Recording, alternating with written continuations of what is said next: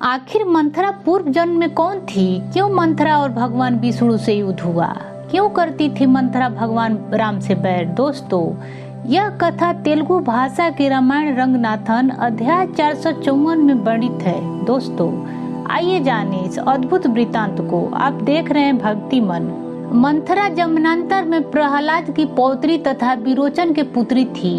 उस जन्म में उसका नाम विरोचना था। उसका छोटा भाई बाली जब माता के गर्भ में ही था, तब देवताओं ने छल पूर्वक ब्राह्मण के रूप धारण कर राजा विरोचन से अपनी सारी आयु ब्राह्मणों को दान देने की प्रार्थना की थी। दानी विरोचन ने अपने शरीर को त्याग कर दिया, जिसके बाद सारे दैत्य निराश हो गए। वह राजकुमारी विरोचना के शरण में गए। राजकुमारी विरोचना ने उन सबों को रक्षा का आश्वासन दिया, जिससे उत्साहित होकर राक्षस समय बाण आदि दैत्य युद्ध के लिए निकल पड़े, पर वो देवताओं से हार गए। तत्पश्चात विरोचना ने देवताओं पर भयंकर क्रोधित हुई और क्रूर होकर उसने नागफांस के द्वारा समस्त देवताओं को बंधन बना लिया। देवताओं के राजा इंद्र देवताओं के ऊपर आई इस विपत्ति को वैकुंठ स्थित भगवान नारायण के समक्ष प्रार्थना की, हे नाथ, इस संकट से देवताओं को मुक्त कीजिए।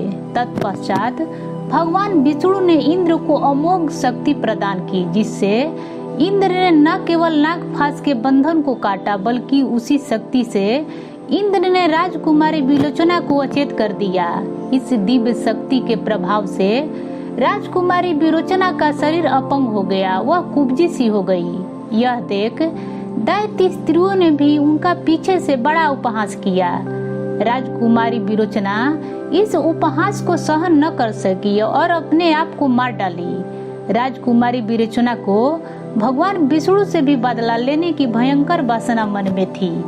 इस पुराने बैर को निकालने के लिए राजकुमारी ने दोबारा जन्म लिया। मरते मरते मन में इच्छा थी कि हे नाथ, हे लक्ष्मीपति, मुझे ऐसी जगह जन्म देना कि आपके समीप रहकर आपके कार्य में विघ्न डाल सकूं। इसी कारण से उसके द्वारा ऐसा कार्य किया गया।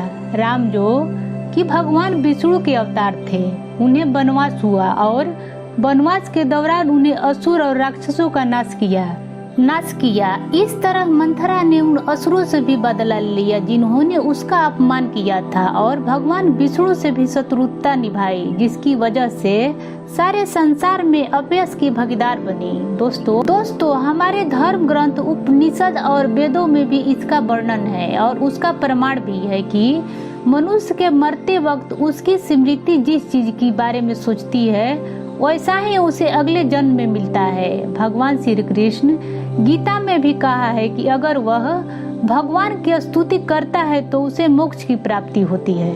दोस्तों, अगर यह वीडियो आपको अच्छा लगा हो तो कमेंट बॉक्स में जरूर बताएं और अपना सलाह या सुझाव देना न भूलें। धन्यवाद।